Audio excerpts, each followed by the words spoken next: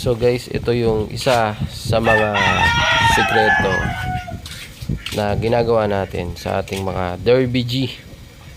So kung napapansin nyo, may mga screen na nakasabit dyan sa loob ng halamanan na ampalaya. So dyan natin sila sinasabit, tinatali natin sila. Gumawa tayo ng improvise na pahamugan.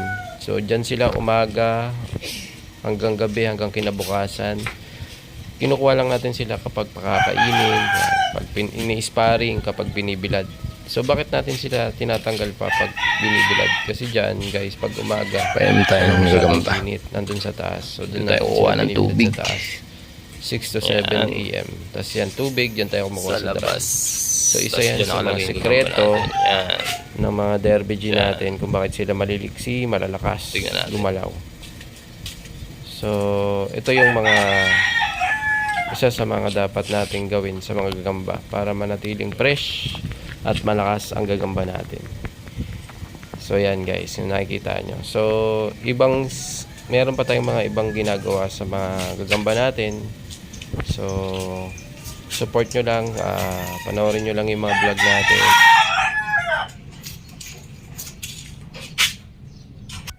Okay, tayo sa taas. Tayo sa third floor. Tayo magbibilad. Ito na yung 4 times winner natin. So may 2 weeks na nagagamba yan. Tingnan nyo yung balahibo nyan. So grabe pa rin yung balahibo. Magaspang kulay santol. So pagkagapangin natin ngayon yan. So para makita nyo din kung ano advantage ng mga ginagawa natin. Yan. Sa pag-aalaga sa kanila. Okay. Rusog, masigla. Paakyatin na. Ito na yung tala. Yan. Ito na yung tala natin. So, okay na siya ibilad. Malakas. Malakas pa rin. Ayan o. Okay pa rin. So, pwede pa rin ito ilaban. So guys, try natin paakyatin itong 4-time winner. So, papakyatin natin siya sa sapot niya. So, kung tingin nyo, okay pa to.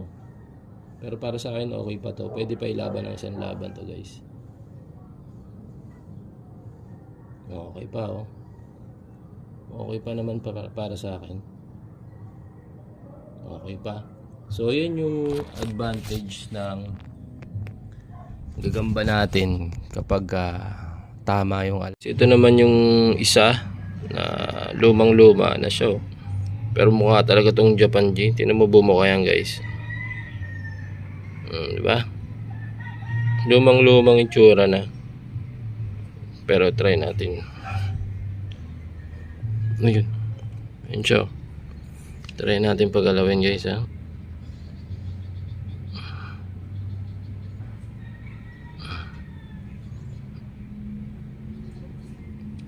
Bilis pa rin.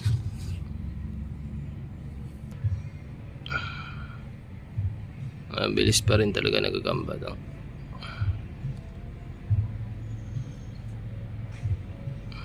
So pinaliguan natin uli siya. Malay mo mag-molt, 'di ba? Sayang. Mas lalaki pa 'to. Weird kasi gumalaw talaga nito.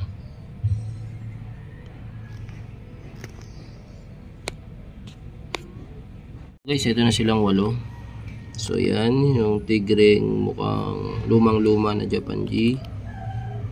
Ang ating kulay brown. Matindi lumaro yan guys. Talagang walang kalaban na hindi binalutan yan. Ito pigaan ang gusto nitong laro. Binalutan niya rin yung kalaban niya.